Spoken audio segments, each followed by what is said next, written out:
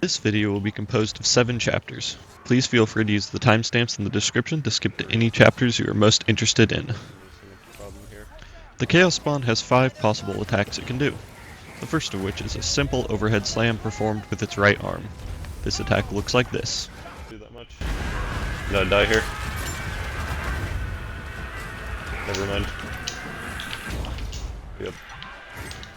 You can avoid this attack by dodging backwards, left, or right, and this attack can only be blocked by shielded weapons. One way to punish this attack with a heavy attack of your own is to start charging your heavy attack right after dodging, and then immediately put your block up after your strike lands. Secondly, there's the 3-hit combo. This attack looks like this. I know. But I use 1 million ults. Every attack of this combo can be blocked, and blocking is the most comfortable way to avoid this attack. To punish the spawn with a heavy attack of your own, block the first 2 attacks while backpedaling, and simultaneously dodge the 3rd attack and charge your heavy attack. Immediately start blocking after landing your strike. Third, there is the fast 4-hit combo. This attack looks like this.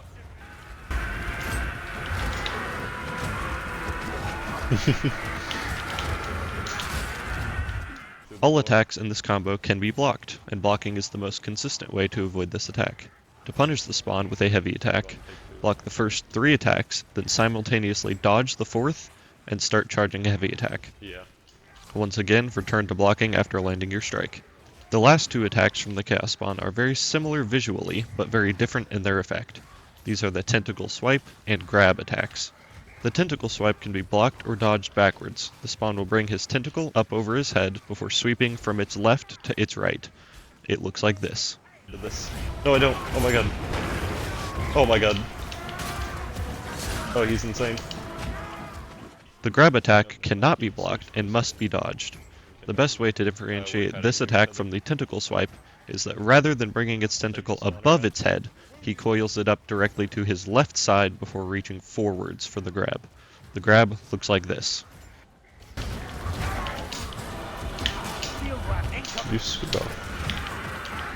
If you're grabbed by the Chaos Spawn, the only way to get free is to wait until it tosses you away, or have a teammate stagger the Chaos Spawn. A teammate staggering the Chaos Spawn is not an option if you are solo.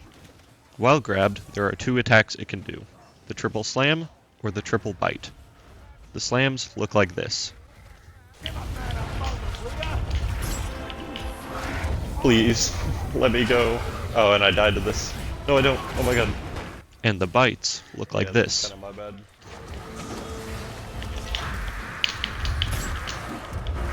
Whoop. Barkskin? No, we tank these. It depends on where he throws me.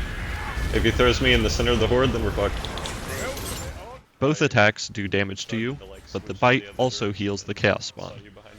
The Chaos Spawn will seemingly randomly choose to do one of these 4 combinations of those 2 attacks. It will either do neither of the attacks, it will just bite, it will just slam, or it will slam and then bite. Based on personal experience, the Chaos Spawn will only choose to bite if it has taken somewhere around 20% of its health in damage. Kiting in this context refers to the action of intentionally leading enemies through a path in order to give yourself space to work, more properly manage how many enemies can target you at once, and avoid being cornered. A kiting path is ideally circular, as you can infinitely lead enemies around a circular path without ever getting backed into a corner. If you're at a point in the map where you are unable to find a circular kiting path, then simply find the longest section of the map you can backtrack through and pray it is long enough. Try to avoid kiting forwards into a map, as there will be ambient enemy spawns that will only make your situation worse, and are very likely to get in the way of you moving forwards. Additionally, always try to make use of any terrain that forces enemies into either a climb up or drop down animation, as those are your best openings to get damage in, as well as slow the enemy down significantly, giving you much more space to work with for getting heals off, sniping specials, etc. You should try to find a kiting path as soon as possible. Once in a kiting path, the goal is to play slow and steady. Simply block, dodge, and use move text when appropriate to stay out of the horde and prevent taking damage, and use the tips from the Chaos Spawn Attacks chapter to sneak your own damage in. Your goal is to stay in a kiting path so you never get caught in a bad situation, and whenever you aren't doing damage, you should be looking around, keeping track of any new enemy spawns that may occur. A final thing to note is that the tentacle swipe attack from the chaos spawn will launch nearby horde units forwards, and has a chance to launch them past you, blocking your path. Be very mindful of this. Depending on your career, weapons, talents, and jewelry, your character will have aspects of the game that they excel in and are weak in. Having a good understanding of your own loadout is crucial for understanding how to navigate different circumstances. I cannot go over every different possible strength and weakness in a loadout and how each of them impact every composition of enemies with every composition of modifiers on every possible kiting location on every map with every combination of resources available. But I can give an example relating to the run you've been seeing clips of. This Grail Knight build I am using is very well rounded, being built specifically for high stagger for controlling and clearing large amounts of armor and chaff enemies. It is capable of dealing with specials that get close to me, and is alright at closing the gap on ranged specials. Where it falls short is in high burst damage to bosses. In the situation I am in this video, I am unable to properly focus on either the Chaos Spawn or the Horde, as if I try to engage the Chaos Spawn in melee, the thousands of Skaven would inevitably circle around behind me. Similarly, if I tried to focus my attention on the Horde, then the Chaos Spawn would slow my progress down enough that I either wouldn't be able to outkill the spawns from the bomber rats, or would only barely be able to do so. So, I was left with my best option being to farm ultimates and slowly chip the spawn down. If I was instead on a career with a strong ranged option, then I probably could have much more effectively done damage to the spawn, but would have been much less well equipped for the rest of the mission. Do not be afraid to use resources. Resources include, but are not limited to, abilities, ammo, healing, bombs, potions, and stamina. All of these can very easily be the difference between you losing a solo clutch or coming out on top. You should always keep in mind what resources you have on you and how they can help you either get out of a bad situation or can make progress towards winning the fight. Here's an example. In this situation, I get cut off by bomb rats and am surrounded. I burn my ability to stagger the Chaos Spawn in an attempt to buy time, but quickly run out of stamina. Realizing this, I use a bomb to buy more time and drink my health potion. This barely gives me enough health to survive being grabbed, and by the time I am done being grabbed, I have enough stamina to push my way out of being surrounded. Oh, and I died to this. No, I don't. Oh my god. Oh my god. Here is a second example. In this clip, I spend a little too long trying to grab resources and get grabbed. No, we tank these. It depends on where he throws me. I immediately drink my health potion to buy time, use my ability on the spawn to stagger it to buy more time, burn most of my stamina to push my way out of the corner, and then bomb behind me to clear out anything that is chasing me. Generally, simply falling into a comfortable kiting path is enough to keep from getting overwhelmed by horde and elites. Where it gets tricky is with the chaos spawn, as the spawn takes up so much space and gets in the way of you trying to do damage to anything else, as well as blocking your vision of any enemies that may be behind or inside of it doing attacks. It is generally advised to only attempt to get damage out only when you are absolutely certain there is no chance of anything punishing you. These moments where you can get damage off include, but are not limited to, drop downs, climb ups, and any smaller cluster of enemies that you can single out while having significant damage on the larger pack. I will go one by one giving general tips as to how each special can be managed while under the pressure of a spawn, but will not have clips for every special paired with a chaos spawn, as I am an Xbox player and cannot easily get clips for videos. I apologize for this. Note, these are not the only way to handle these specials. These are general tips that do not cover every situation. It's always most important to be proactively thinking in the moment to come up with your own course of action for your own situation. Assassins are very high priority when they come on the field. You should drop all attempts to do damage and play entirely safely while looking around until you have found them. This is a great opportunity to dump resources until you make yourself space to find them, or to kill them. One way to handle them is to continue on your kiting path, keeping one eye on the chaos spawn so you don't get grabbed, and wait for them to pounce. Then, dodge to the side and push as they fly past. This will drop them right next to you where you can do whatever you see fit to guarantee that they die. Should you get unlucky and have the assassin go behind the chaos spawn, such that the spawn blocks line of sight, you should do everything in your power to either go around a corner, regain line of sight on the assassin, or even firebomb your feet to predict the bounce if that's an option. Assassins will pounce straight through monsters with zero warning, and unless you have the reaction speed of a god and are the host, then you will not be able to avoid them. Hook rats are right up next to assassins on the priority list, but in my experience can be handled a little easier as their audio cues make them easier to track. The hook rat will typically either come from behind you, in which case you can handle it ahead of time with a ranged weapon, bomb, or dodging it as it gets closer to killing it in melee, or it will come from through the chaos spawn, in which case it becomes much more threatening. In this case, you will have to be extremely attentive, looking for the tip of its hook, and once you do see the hook, you should use whatever you have to stagger or kill it, such as bombs, ults, powerful ranged weapons, etc. If none of those are an option, then pressing your body into the hook rat and immediately dodging sideways is a decent last resort. Interjection. A more niche tech to get space for dealing with specials is to wait for the chaos spawn to do one of these 3 attacks. The tentacle swipe, the 3-hit combo, and the 4-hit combo. Once it does one of these attacks, hold block and jump into the attack. This will send you flying backwards a considerable distance and give you a decent amount of space temporarily. Leeches have the potential to end the clutch attempt instantly, similar to hooks and assassins, but are much easier to avoid, and hence are a much lower priority. As long as you can hear the teleport sound of the leech, you can wait about 1.5 to 2 seconds and dodge, and you will always be able to avoid it. Blightstormers are fairly low priority, and are only a major threat if you risk being cornered. Otherwise, they will harmlessly follow behind you, doing damage to the horde for you. The biggest thing to watch out for are enemies being thrown behind you by the Blightstormer blocking your path. Fire and gun rats are more disruptors than they are immediate threats. A couple examples of when they are immediate threats are when there are other enemies and specials that they block your sightlines of, or if they happen to get behind you and risk pushing you back into the horde and the chaos spawn. If one of these 2 situations happens, then they should be dealt with immediately. However, if not, then they should be dealt with when it is only safe to do so, as the chip damage they do is typically less than the damage you would take from the spawn or horde. Gas rats are typically low on the priority list, as the chip damage they do is both fairly low and easily avoidable. Gas rats will tend to do more damage to the horde than they will to you, so it's often more beneficial to leave them alive to take up special slots than it is to kill them. All of these tips will remain on screen for a short time, and you may pause to read them at your own leisure. I thought you were behind me for a second. I'd be scared I was getting cornered. Yeah, I cycled around. Got it. Finally, here's the full clip of me soloing a chaos spawn in the middle of a Fortunes of War attempt.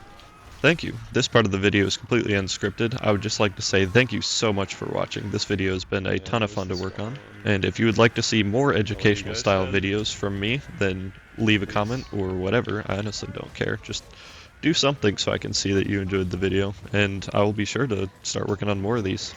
Have a good one. Okay.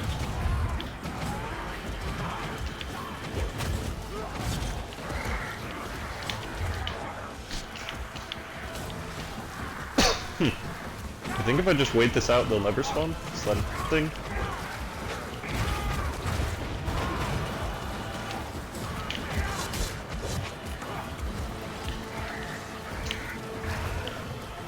Well.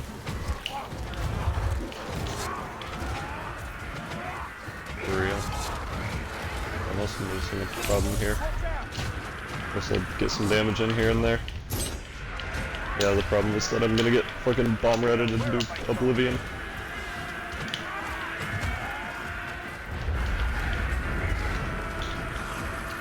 Find out.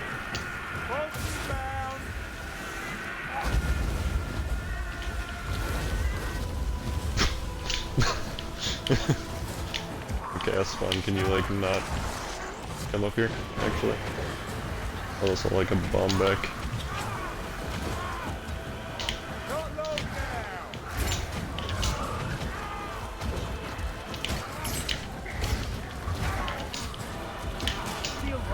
You scoot off.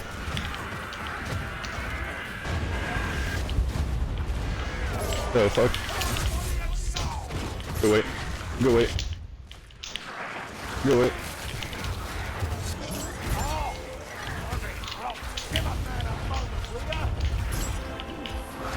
Please, let me go. Oh, and I died to this. No, I don't. Oh my god. Oh my god. Oh, he's insane. I only had to use all my resources. That is new wave. That's not hook rats. That is not hook rats. I think it forgot. I think it forgot. Interesting tech.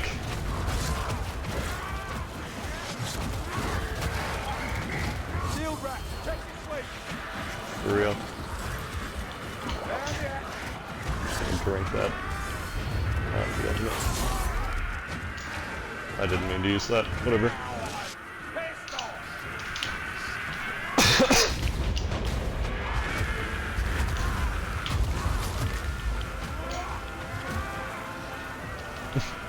Yeah, that might not happen. It might just be me running in a circle for 4 years. Genuinely.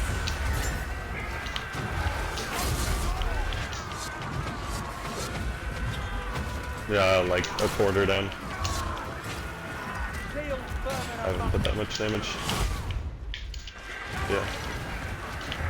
And if it's not the first target hit too, it doesn't do that much. Did I die here? Never mind. Yep. Stop canceling my drinks, dude. I want to drink so bad.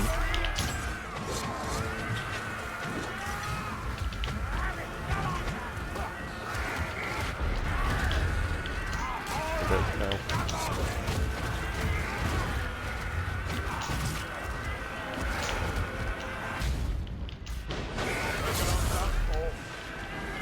I would love to make 10 health. If I stole your ammo, could steal ammo.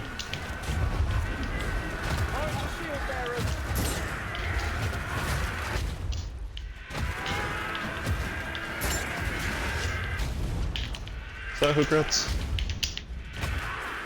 Is it? No. I couldn't tell what I was hearing. No. Okay.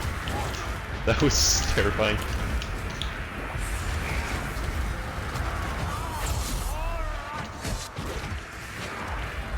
I know. But I use 1 million ults. Dude, that's so true.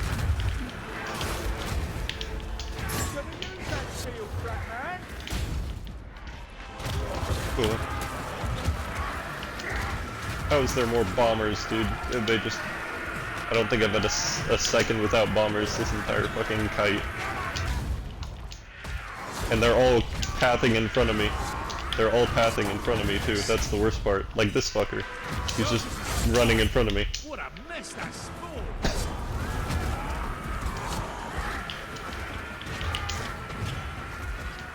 I don't know. I have a health potion. I hope you know I'm probably using every potion on this map.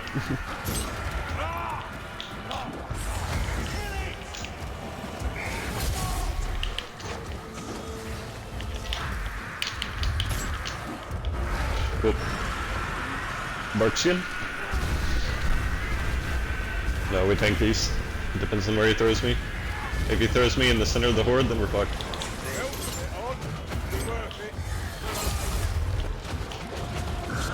Out the way, out the way.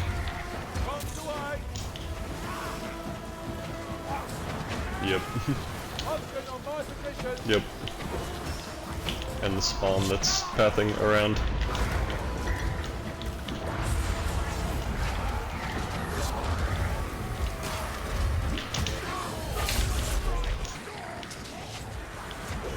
So true, dude. I'd love if they would re-aggro right about now. Actually. Yep. You know. Hey, all of you, come this way. Come with me. Not that way, that's the bad direction. I'd kill it all in about 3 conflags, that's what.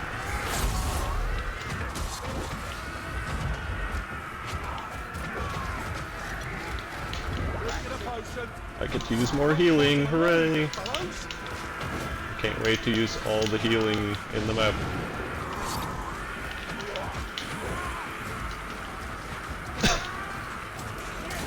So true.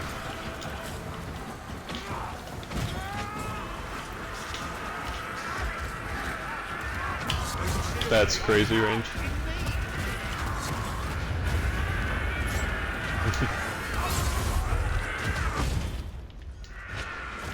You got pinned and died. Yeah.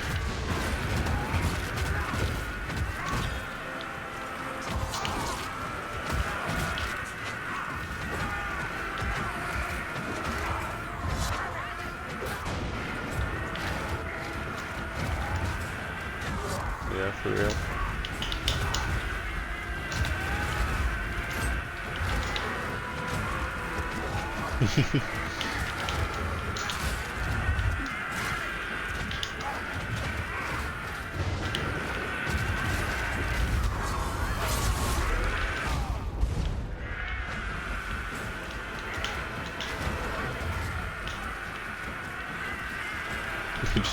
They actually don't know how to path to me, it's insane.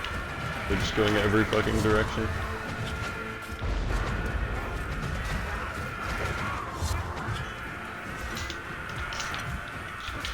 There's a tide, I think.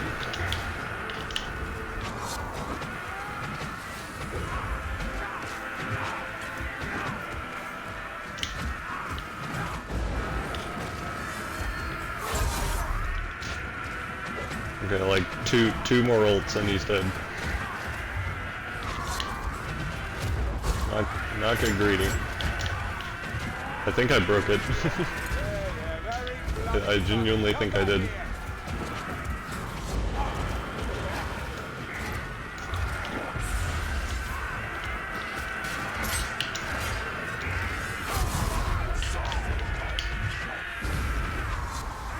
Okay, that's one hoe dead. And now it's just 1 million horde. I think I used literally every potion, and I didn't use all the bombs. We have bombs. How much ammo could StealYourAmmo steal if a StealYourAmmo could steal ammo?